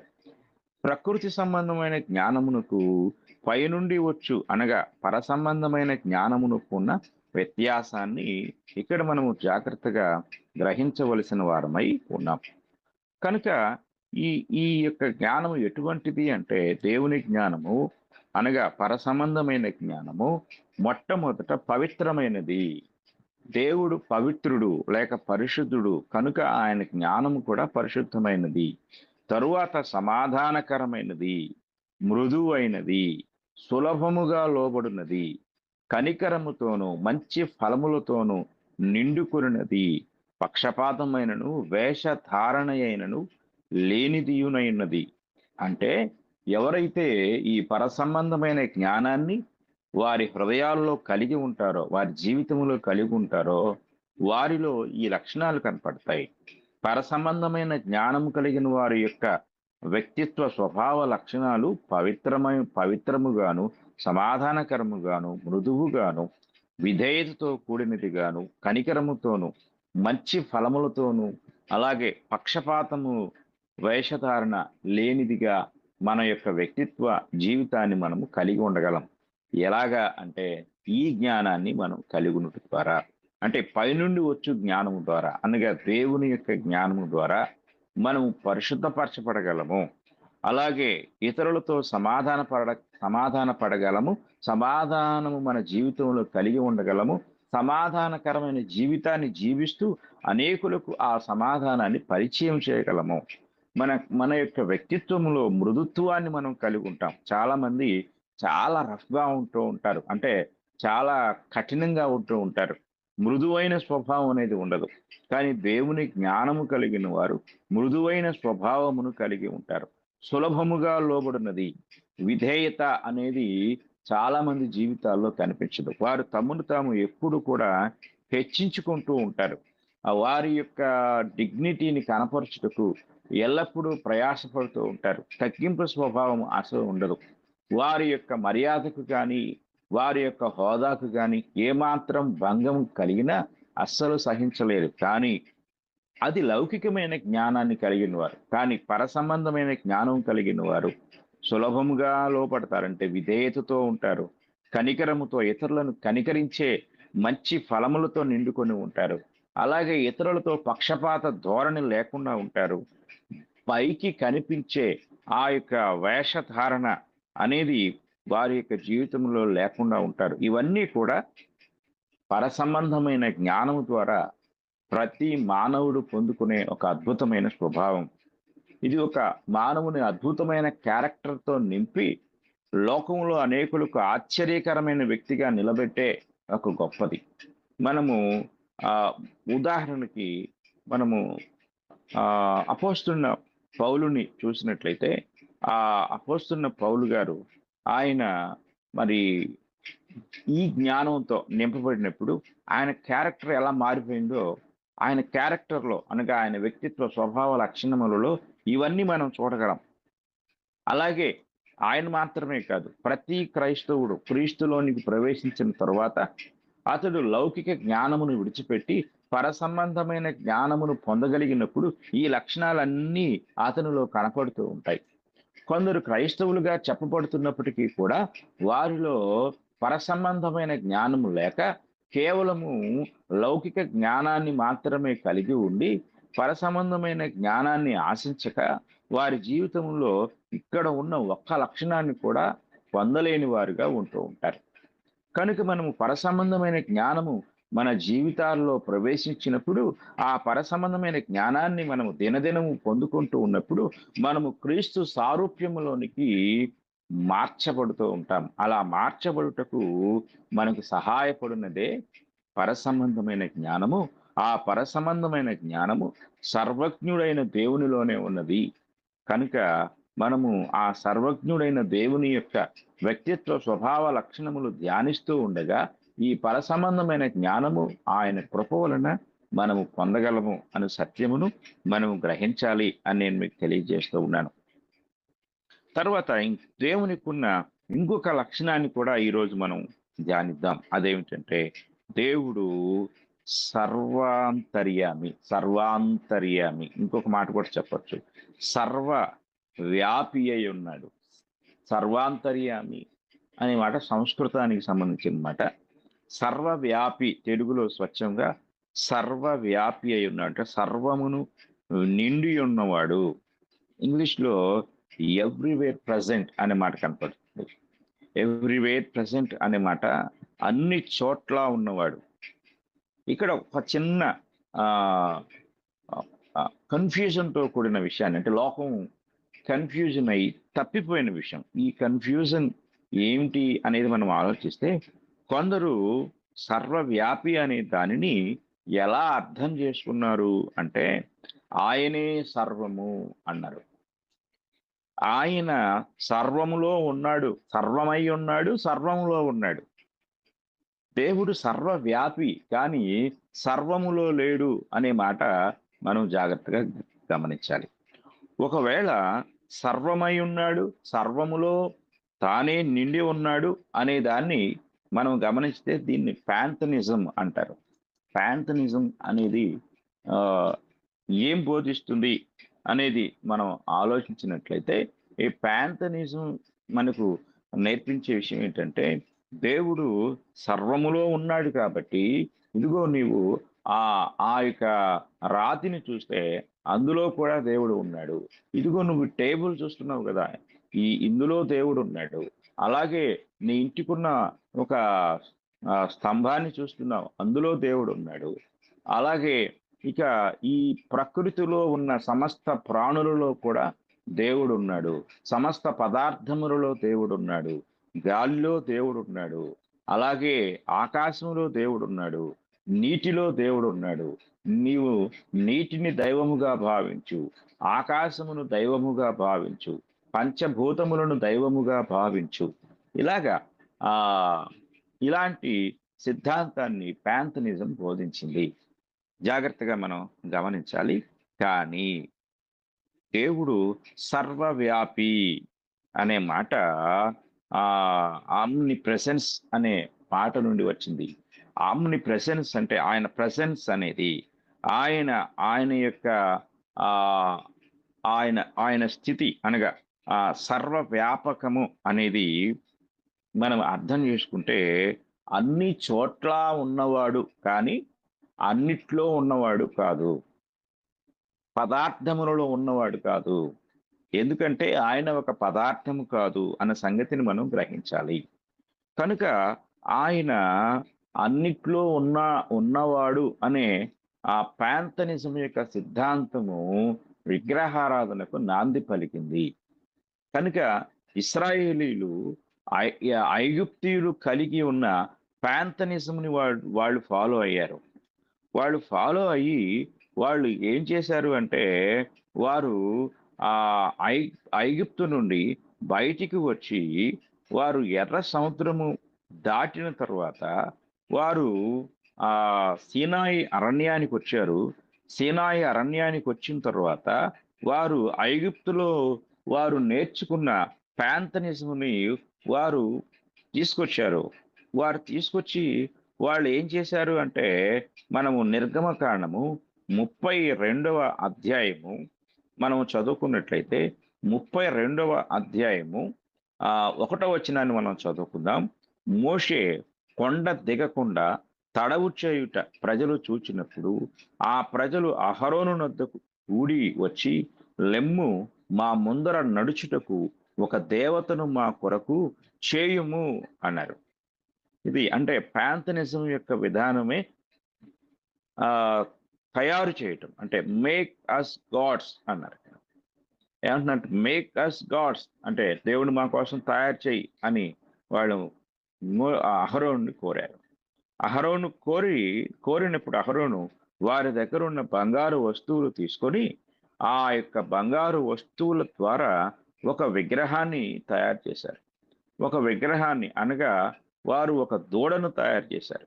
అతడు వారి యొద్ద వాటిని తీసుకుని పోగరతో రూపమును ఏర్పరిచి దానిని పోత పోసిన దూడగా చేసెను. అప్పుడు వారు, ఓ ఇశ్రాయేలు, ఐగుప్తు దేశములో నుండి నిన్ను రప్పించిన నీ దేవుడు ఇదే అనిది. ఎంత భయంకరమైన విషయం! ఇదే ప్యాంథనిజం యొక్క సిద్ధాంతం. అంటే సకల వస్తువులలో దేవుని చూడు అనే సిద్ధాంతమే ప్యాంథనిజం యొక్క సిద్ధాంతం.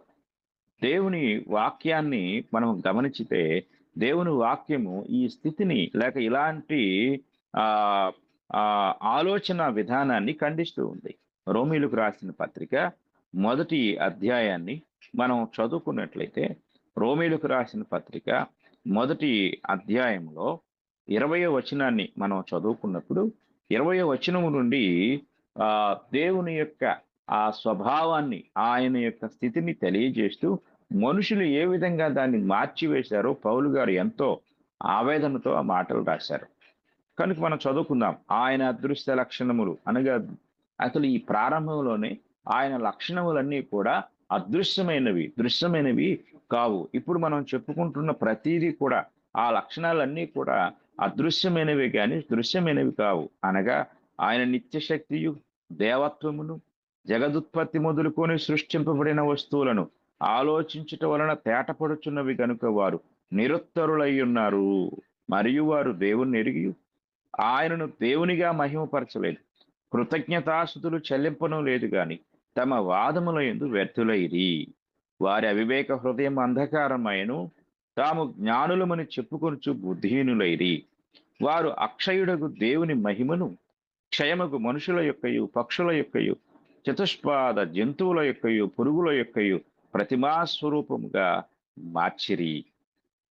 కనుక ఇక్కడ మనం జాగ్రత్తగా గమనించినట్లయితే ఈ ప్యాంథనిజం యొక్క సిద్ధాంతము ఇలాంటి విధానాలకు దారి తీసింది. కనుక దేవుడు సర్వవ్యాప్తి అనే మాటకు అర్థం సర్వములో ఉన్నవాడు కాదు, కానీ అన్ని చోట్ల ఉన్నవాడు. వస్తువులలో ఉన్నవాడు కాదు, కానీ వస్తువులను లేక పదార్థములను ప్రతి దానిని సృజించిన వాడుగా ఉన్నాడు అనే సంగతి మనం జాగ్రత్తగా గ్రహించాలి. సర్వములో సర్వము లేక సర్వవ్యాప్తి అనే మాటలు ఉన్న వ్యత్యాసాన్ని మనం చాలా జాగ్రత్తగా గ్రహించాలి. దేవుడు సర్వవ్యాపి లేక సర్వాంతర్యామి అనే విషయాన్ని బైబిల్ మనకు బోధిస్తున్న సందర్భమును గ్రహించినట్లయితే కీర్తనల గ్రంథం నుండి ఒక విషయాన్ని మనం చదువుకుందాం. 139వ కీర్తన మనకు అద్భుతంగా ఆయన యొక్క ప్రెజెన్స్ ని మనకు తెలియజేస్తూ ఉంది. 139వ కీర్తన 7వ వచనం నుండి మనం చదువుకుందాం. నీ ఆత్మ యొద్ద నుండి నేనెక్కడికి పోవుదును, నీ సన్నిధి నుండి నేనెక్కడికి పారిపోవుదును. నేను ఆకాశమునకెక్కినను, నీవు అక్కడను ఉన్నావు. నేను పాతాళమందు పండుకొనినను, నీవు అక్కడను ఉన్నావు. నేను వేకువ రెక్కలు కట్టుకుని సముద్ర దిగంతములలో నివసించినను, అక్కడను నీ చేయి నన్ను నడిపించును, నీ కుడి చేయి నన్ను పట్టుకొనును అన్నాడు. అంటే ఎక్కడికి వెళ్తే నువ్వు అక్కడ లేకుండా ఉంటావు? నీవు లేని చోటు ఎక్కడుంది? ఆకాశములో నీవు లేవనుకొని వెళ్తే అక్కడ ఉన్నావు. అలాగే సముద్ర దిగంతముల్లోకి వెళ్తే అక్కడ ఉన్నావు. ఇక ఎక్కడ నీవు లేని చోటు ఎక్కడుంది? కనుక నీవు సర్వము నిండి ఉన్నవాడు అని కీర్తనాకారుడు దేవుని యొక్క ఆ ప్రెసెన్స్ ని గురించి, ఆయన యొక్క వ్యాపకాన్ని గురించి, అంటే ఆయన ఎంత దూరము వ్యాపించి ఉన్నాడో, ఎన్ని చోట్ల ఉన్నాడో ఈ వివరణ ఆయన తెలియజేస్తూ ఉన్నాడు. అలాగే ఇర్మియా గ్రంథాన్ని కూడా మనం చదువుకున్నట్లయితే, ఇర్మియా గ్రంథము మనం చదువుకున్నప్పుడు 23వ అధ్యాయం, ఇర్మియా గ్రంథము 23వ అధ్యాయము 24వ వచనాన్ని మనం చదువుకుందాం. 24వ వచనములో, యెహోవా సెలవిచ్చిన మాట ఏదనగా, నాకు కనబడకుండా రహస్య స్థలములలో దాగగలవాడెవడైనా కలడా? నేను భూమి ఆకాశముల యందంతటా ఉన్నవాడను కానా? ఇదే యెహోవా వాక్కు. భూమి ఆకాశము అందంతటా అంటే అన్ని చోట్ల నిండినవాడు. కనుక వాక్యాన్ని మనం గమనించినట్లయితే ఆయన నిండి ఉన్నవాడు, అన్ని చోట్ల ఉన్నవాడు. ఆయన సర్వాంతర్యామి, సర్వవ్యాపి అయి ఉన్నాడు. కనుక చాలా జాగ్రత్తగా మనం గమనించాలి. అలాగే మరొక వచనాన్ని కూడా మనం చూసినట్లయితే, సామెతల గ్రంథము 15వ అధ్యాయము, సామెతల గ్రంథము 15వ అధ్యాయము 3వ వచనాన్ని మనం చదువుకుందాం.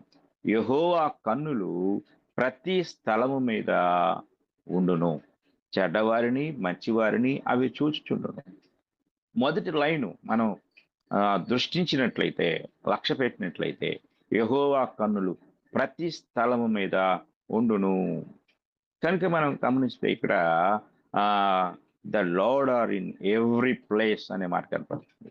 The Lord are in every place, ప్రతి స్థలము, ఆయన లేని చోటు లేదు. కనుక దేవుడు సర్వవ్యాపి అనే విషయము మనకు ఒక ఖండితమైన విషయాన్ని తెలియజేస్తుంది. ఈరోజు చాలా మంది వారి జీవితాల్లో సీక్రెట్ లైఫ్ మెయింటైన్ చేస్తూ ఉంటారు. ఇక్కడ దేవుడు లేడు, నేను ఈ రహస్యంగా ఇది నేను చేస్తాను, ఈ రహస్యం ఎవరికి తెలియదు. కనుక రహస్య జీవితాన్ని గడపడానికి ఇది ఎవరికి తెలియదు అనుకునే ఆలోచన ధోరణిలో చాలా మంది ఉన్నారు. కనుక కొందరైతే దేవుడు ఒక స్థలానికి పరిమితమైన వాడు, ఆయన దేవాలయంలో ఉంటాడు లేక దేవుని మందిరములో ఉంటాడు, కనుక మందిరములో పరిశుద్ధంగా ఉండాలి, కానీ బయట ఎలా ఉన్నా పర్వాలేదు.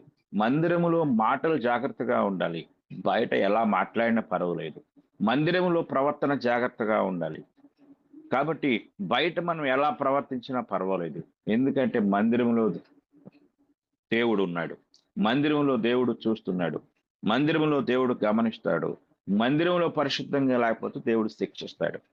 కనుక ఈ ఆలోచన ధోరణి చాలా మంది క్రైస్తవుల ఆ ఆలోచన ఇలాగే కొనసాగుతుంది. వారి ఉద్దేశం ఏమిటంటే దేవుడు ఒక స్థలానికి పరిమితం చేస్తున్నారు. అలా పరిమితం చేయటం ద్వారా దేవుణ్ణి ఆత్మస్వరూపిగా కాక విగ్రహంగా చేస్తున్నారు. అంటే మాటల్లో ఆయన విగ్రహం అని చెప్పము, ఆలయములో లేక మందిరములో లేక సంఘములో లేక ఆరాధనలో విగ్రహముగా దేవుని ప్రతిష్ఠించము. కానీ జీవితంలో మన ప్రవర్తన ద్వారా ఆయన ఒక స్థలానికి పరిమితమైన విగ్రహము. ఆయన అక్కడే ఉంటాడు కనుక అక్కడ జాగ్రత్త, అక్కడ మర్యాద, అక్కడ అక్కడ అక్కడ. బయటకు వచ్చేసరికి మన ఇంట్లో, మన ఆఫీసులో, మన వ్యాపారం చేసే దగ్గర, మన ఉద్యోగం చేసే దగ్గర, మనం ఎక్కడ ఉన్నా మనం అక్కడికి వెళ్ళేసరికి మనం మారిపోతాం. అంటే అర్థం ఏమిటి? అక్కడ దేవుడు లేడు, అక్కడ నేను ఎలాగైనా మాట్లాడొచ్చు, అక్కడ ఎలాగైనా ప్రవర్తించవచ్చు. కాబట్టి దేవుని మందిరానికి వెళ్ళినప్పుడు జాగ్రత్తగా ఉండాలి. అక్కడ దేవుడు ఉన్నాడు, శిక్షిస్తాడు. కాబట్టి బయట దేవుడు లేడు. ఇది వాక్యాన్ని విరుద్ధమైన ఉద్దేశంతో బోధిస్తుంది నీ ప్రవర్తన. కానీ దావీదైతే అంటున్నాడు, అయ్యా నేను ఆకాశానికి ఎక్కాను, అక్కడ నువ్వు ఉన్నావు. సముద్ర దిగంతాలోనికి వెళ్ళాలనుకుంటే అక్కడ కూడా నువ్వు ఉన్నావు. ఇంకెక్కడ? దేవుడే ప్రశ్నిస్తున్నాడు, నాకు కనబడకుండా రహస్య స్థలములలో దాగగలవాడు ఎవడైనా ఉన్నాడా అనే ప్రశ్న మన నోరు మోయిస్తుంది, మన ఆలోచనలను అది ఖండిస్తుంది.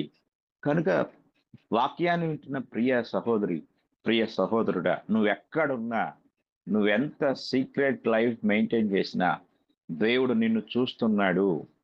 ఆయన కన్నులు నిన్ను చూస్తున్నాయి. ఆయన కన్నులు ప్రతి స్థలం మీద ఉంటాయి. కనుక నీ గదిలో నువ్వు రహస్యంగా ఉన్నా, లేక ఎవ్వరు ఇక్కడ లేరు అని నువ్వు రహస్య ఆలోచనలు చేస్తూ ఉన్నా, రహస్యంగా ఉన్నా, నన్ను ఎవరు చూడటం లేదనుకున్నా, దేవుడు నిన్ను చూస్తున్నాడు.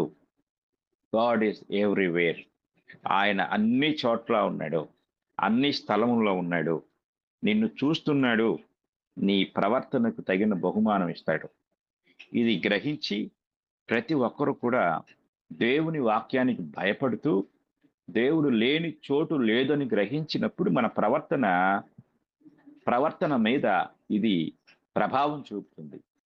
దేవుడు అన్ని చోట్ల ఉన్నాడు అనే ఆలోచన నువ్వెక్కడికి వెళ్ళినా నువ్వు జాగ్రత్తగా ఉంటావు, నీ ప్రవర్తనను సరిదిద్దుకుంటావు, నువ్వు భయపడుతూ ఉంటావు. ఇది ఎంతో గొప్ప గంభీరమైన విషయం. కనుక ఈరోజు 2 విషయాలు మనం నేర్చుకున్నాము. ఈ 2 విషయాలను బట్టి ప్రతి ఒక్కరూ దేవుని పట్ల భయభక్తులు కలిగి ఉండాలని నేను మీకు తెలియజేస్తూ ఈ మాటలు ముగిస్తూ ఉన్నాను. ఇంతవరకు విన్న మీ అందరికీ నా హృదయపూర్వక వందనములు తెలియజేస్తూ ఉన్నాను. వందనాలండి సార్. ముగింపు ప్రార్థన చేయండి, తర్వాత మాట్లాడుకుందాం. మహోన్నతుడవు, మహాపరిశుద్ధుడు అయిన మా తండ్రి, సర్వజ్ఞుడా, సర్వాంతర్యామి, మానవుని యొక్క బుద్ధిహీనమైన ఆలోచనలను, అజ్ఞానంతో కూడిన స్వభావమును మీరు గద్దిస్తూ మీ వాక్యం ద్వారా అనుదినము మాతో మాట్లాడుతున్న తండ్రి, మీకు స్తోత్రములు. బుద్ధిహీనుడైన నరుడు ఈ లోకంలో 2 రకాల జీవితాన్ని జీవిస్తూ తన స్వకీయ నాశనమును తానే సిద్ధపరుచుకుంటున్న దుర్దినాల్లో మేము ఉన్నాం. వాక్యాన్ని వింటున్న మీ బిడ్డలు అటువంటి బుద్ధిహీనత నుండి బయటికి వచ్చుటకును, అటువంటి బుద్ధిహీనమైన జీవితమును జీవించకుండా తమ్మును తాము కాపాడుకుంటూ జాగ్రత్త చేసుకుంటూ, మీరు సర్వమును ఎరిగిన వారని, సర్వము నిండి ఉన్నవారని, సర్వజ్ఞాని అయి ఉన్నారని మీ వాక్యమును వింటూ ఉండగా ఆ మాటలు నమ్ముతూ మా అనుదిన జీవితాలను క్రమపరుచుకుంటూ క్రీస్తు సారూప్యంలోనికి మారుతూ పరసంబంధమైన జ్ఞానులముగా మారే భాగ్యం ఈ వాక్యం వింటున్న ప్రతి ఒక్కరికి అనుగ్రహించండి. భ్రమతో కూడిన జీవితాన్ని జీవించకుండా, వేషధారణతో కూడిన జీవితాన్ని జీవించకుండా, భయముతోనూ భక్తితోనూ మా జీవితాలను మేము గడుపుటకు తగిన హెచ్చరికలు మీ వాక్యం ద్వారా మీరు అనుగ్రహిస్తూ ఉన్నారు. మేము వింటూ ఉండగా ఎంతో భయము భక్తి కలిగి దినదినము మీ వాక్యం ద్వారా మా క్యారెక్టర్ని సరిదిద్దుకునే భాగ్యం దయచేయండి. పరిపూర్ణులముగా మేము బ్రతుకుటకు మీ వాక్యపు గ్రహింపు మాకు అనుగ్రహించండి. ఆసక్తి కలిగి ఈ తెల్లవారుజామున తండ్రి మీ సన్నిధికి చేరి మీ మాటలు వినే అవకాశమును సద్వినియోగపరుచుకుంటున్నా ప్రతి ఒక్కరికి మీ కృప అనుగ్రహించమని వేడుకుంటున్నాం. మా తండ్రి, మరి ఈ గ్రూపులో చేరి మీ మాటలు వింటున్న బిడ్డల్లో ఎవరైనా ఎటువంటి లోపాలతోనూ, కొరతలతోనూ, బలహీనతలతోనూ, అనారోగ్య సమస్యలతోనూ, ఆర్థిక ఇబ్బందులతోనూ, మానసిక రుగ్మతతోనూ బాధపడుతూ ఉంటే వాటన్నిటి నుండి వారికి విడుదల అనుగ్రహించండి. మీ వాక్యం ద్వారా కలిగే ఆదరణ, మీ వాక్యం ద్వారా కలిగే ఆ యొక్క గొప్ప జ్ఞానము ప్రతి బిడ్డకు మీరు దయచేయండి. మీరు సర్వశక్తిమంతుడు అను వ్యక్తిత్వం ద్వారా మాకు చాలినంత దేవుడుగా ఉన్నారని, ఏదైనా చేయుటకు మీరు తండ్రి సాధ్యమైన దేవుడని విశ్వసిస్తూ నిరీక్షణ కలిగి ప్రతి ఒక్కరు బ్రతుకుటకు సహాయం దయచేయండి. అలాగే మా తండ్రి, మరి మా గ్రూపులో ఉన్న ప్రతి సహోదరి సహోదరులను, వారి కుటుంబాలను మీరు ఆశీర్వదించండి. వారి లోటుపాట్ల నుండి విడిపించండి. దినదినము ఆత్మీయంగా వాక్యముతో బలపడే ఆసక్తిని నానాటికి వారిలో రేకెత్తించమని, ఇంకా అనేకులను వారు పురికొల్పే బిడ్డలుగా మీరు ఉంచమని వేడుకుంటున్నాం. మా తండ్రి, మీకు స్తోత్రములు. ఈ కార్యం అంతటిని తండ్రి మరి ఎంతో జ్ఞానయుక్తంగా నడిపిస్తూ ఉన్న మీ దాసులు తండ్రి, మరి రవి గారిని, వారి కుటుంబాన్ని ఆశీర్వదించి తండ్రి ఇంకా గొప్ప గొప్ప కార్యాలను మీ కొరకు చేయటం కృప చూపించండి. అలాగే తండ్రి, మరి మీ కృప కొరకు మేము ఎదురు చూస్తూ ఉన్నా తండ్రి, మరి ఆన్లైన్ బైబిల్ ఇన్స్టిట్యూట్ కూడా భవిష్యత్తులో అనేకులకు ఆశీర్వాదకరంగా, మేలుకరంగా ఉన్నట్లు దానికి కావలసిన ఏర్పాట్లన్నీ మీరే జరిగించండి. వెనుక నుండి కంటికి కనిపించకుండా ప్రోత్సహిస్తున్న సహోదరి సహోదరులను మీరు దీవించి ఆశీర్వదించండి.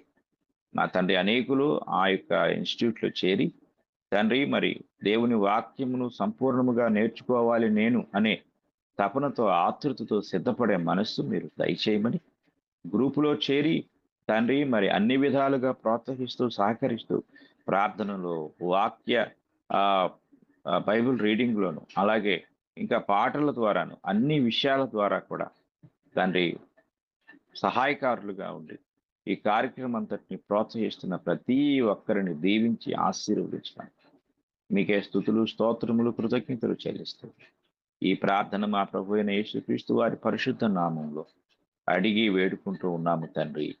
ఆమేన్. అందరికీ వందనాలు.